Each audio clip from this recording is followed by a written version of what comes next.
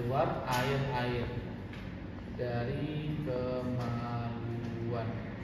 Diagnosanya sama kayak tadi ya dek, GPA berapa minggu, jangan lupa ya, karena abang nggak tulis lagi karena di awal tadi abang udah jelaskan ya. Janin tunggal hidup, letaknya kayak mana, presentasinya apa, baru anemia defisiensi besi, baru distosia baru prolap tali pusat. Oke. Nah, keluar air dari kemaluan, bukan keluar darah, tapi air. Berarti ada dua kemungkinan. Pertama, ketuban pecah dini. Yang kedua, chorioamnionitis. Ini juga sering keluar di OSCE. Lagi-lagi kita cuma ngeresepnya di sini deh. Selebihnya kalian nggak ada ngeresep obat, cuma disampaikan. Oke, sekarang abang masuk dulu ke kata kunci. KPD ketuban pecah dini, artinya ketuban itu pecah sebelum waktunya. Ketuban itu harusnya pecah pada saat adanya tanda-tanda infartu, terutama di akhir kala 1 mau menuju kala 2. Disitulah ketuban harusnya pecah. Makanya kalau di kala 2, kalau ketuban nggak pecah, harus dipecahin. Nama tindakannya amniotomi. Itu normal deh, itu normal, nggak ada masalah. Sekarang ketuban pecah dini berarti ketubannya itu pecah sebelum adanya tanda-tanda infartu.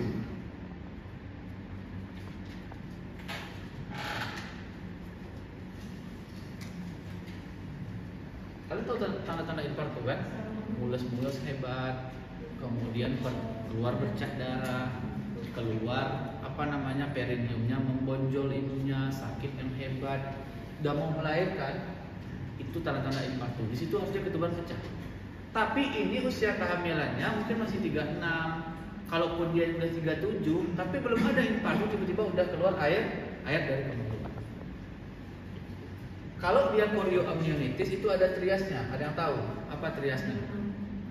Ketubannya berwarna atau berbau, disertai dengan adanya demam, kemudian disertai dengan adanya peningkatan dari heart rate ibu. Jadi heart rate ibu di atas 100 atau DJJ bayi di atas 160. Oke, ini triasnya. Maka biasanya orang dengan chorioamnionitis sebelumnya dia pasti KPD dulu. Karena komplikasi dari KPD adalah chorioamnionitis. Paham ya? Pecah sebelum tanda infartu, ini triasnya. Kan bisa kalian negatif dengan ini aja, bisa kan? Oh, keluar air bu, ibu ada mules? Nggak ada. Ada keluar bercak-bercak darah? Nggak ada. Berarti belum infartu, berarti ketuban pecah. Oke.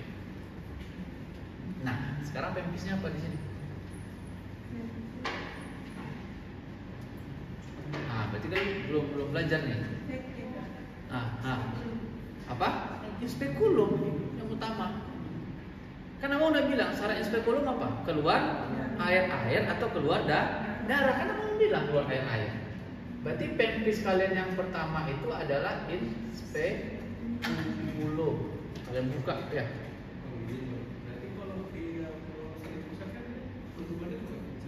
Ya. Itu. Enggak. Ini nggak SP10 deh. Tahu nggak kenapa? Karena tujuan SP10 itu untuk melihat sumber. Misal keluar air, abang pengen tahu sumbernya dari mana, warna airnya apa. Keluar darah, abang pengen tahu sumber perdarahannya dari mana. Sementara kalau prolap tali pusat itu abang udah tahu dari VT. Oke.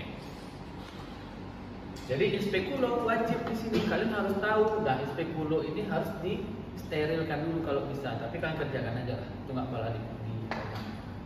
Masih buncit nggak perutnya di sini? Masih kan, berarti Leopold. Yang ketiga, perlu nggak kalian VT di sini?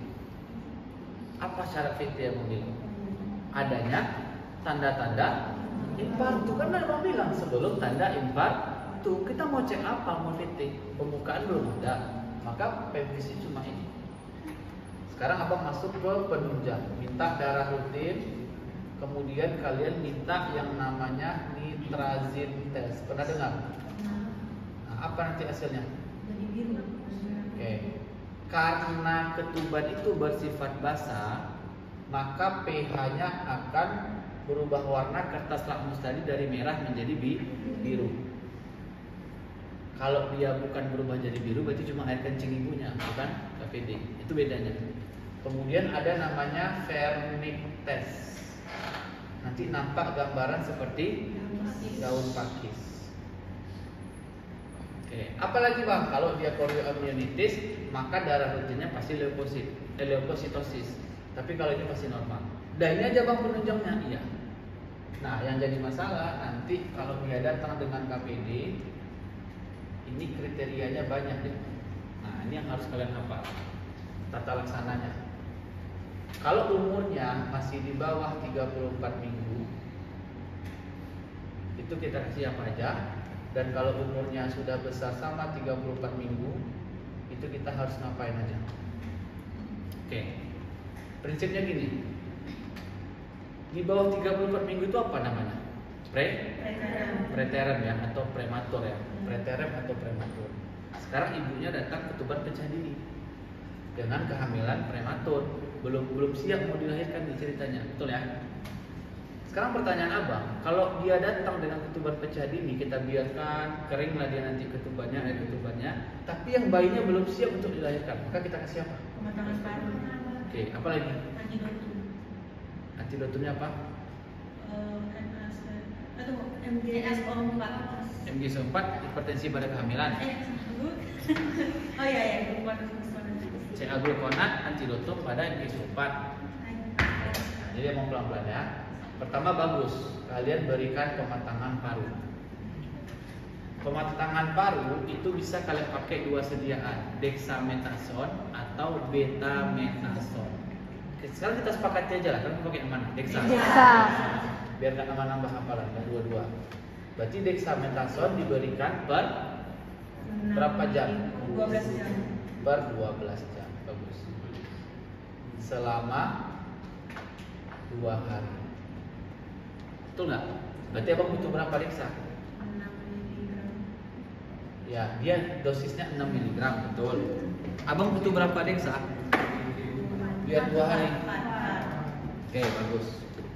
Dexamethasone 6 mg per 12 jam selama 2 hari.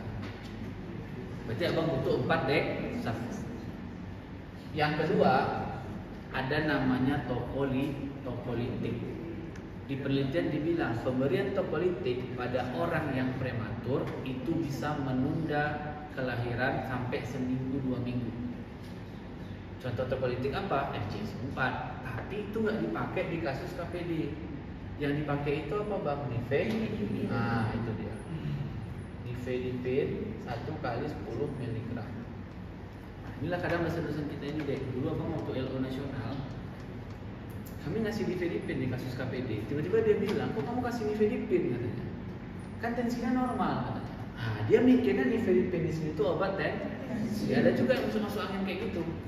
Jadi nifedipin itu sebagai tokolitik. Jadi kalian jawab kalau kayak gitu. Itu tokolitik dokter, menunda kehamilan. Kemudian biar tidak terjadi infeksi, maka abang akan memberikan antibiotik. Antibiotik pada ibu hamil cara ingatnya GAM. Gentamicin, ampicillin, metronidazole. Metro itu kalau ada abses-absesnya, jadi kita pilihannya gentamicin atau ampicillin. Misal abang pilihnya ampicillin. Ampicillin akan diberikan 1 ampul per 12 jam. Itu kalau dia di bawah 34 minggu. Kalau dia sudah di atas 34 minggu, maka abang tinggal memberikan ampicillin 1 ampul per 12 jam. Kemudian menurut kalian tokolitik masih perlu abang berikan? Gak usah lagi, karena kan kita udah mau termnya dia. Kayak udah siap-siap mau kita lahirkan. Kemudian bisa kita berikan dexa, jaga-jaga. Kalau seandainya dia masih prematur. Baru kalian lahirkan secara apa? Coba lahirkan normal. Edukasi. KPD itu deh bisa lahir normal. Spesialis obgyn aja biasanya nih SC langsung. Tapi biasanya bisa normal. Oke, lahirkan normal atau kalau dia datang dengan chorioamnionitis, Maka tata laksananya pasang infus, berikan oksigen, berikan paracetamol drip. Paracetamol drip itu kita berikan lewat infus karena dia demam. Kemudian karena dia infeksi, abang berikan ampicillin 1 ampul per 12 jam. Dan ini semua cuma dibilang, nggak ada dalam resep. Kalau per resep nifedipin, tahu kan resep nifedipin kan? Tab 10 mg 1 kali.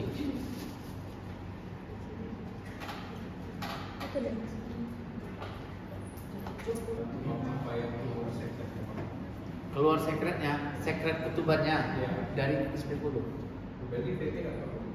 Jadi abang paham pertanyaan Abi ini. Maksud Abi ini kalau kita nge-VT, kita bisa tengok di handphone kita. Itu digine, main-main kayak gitu. Kalau di offset, selagi keluar air dan darah, mainnya SP10.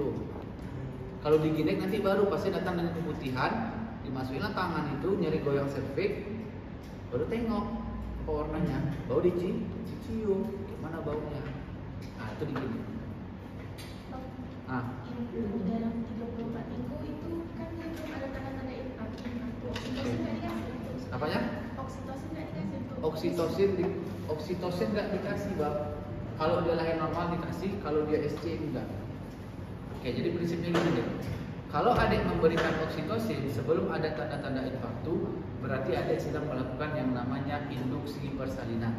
Pas ya, induksi persalinan. Maka induksi persalinan sebelum adanya tanda-tanda infarktu atau aterem itu sama dengan abortus provokatus. Maka abang bolehnya induksi persalinan itu kapan? Ketika dia udah pas di aterem atau post-terem, umurnya 42 minggu, 43 minggu, juga ada tanda infarktu, suntik oksitosin. Nggak bisa pakai oksitosin, kasih misopros, nggak bisa misoprostol, ya berarti harus di SC. Kalau misalnya kateter itu boleh nggak kita bilang termasuk ke non farmak?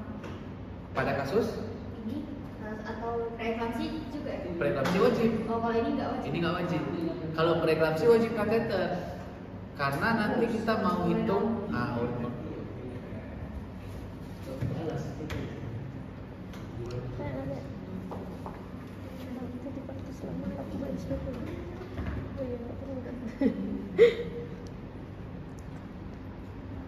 Serviks sudah matang, kasih induksi oksitosin.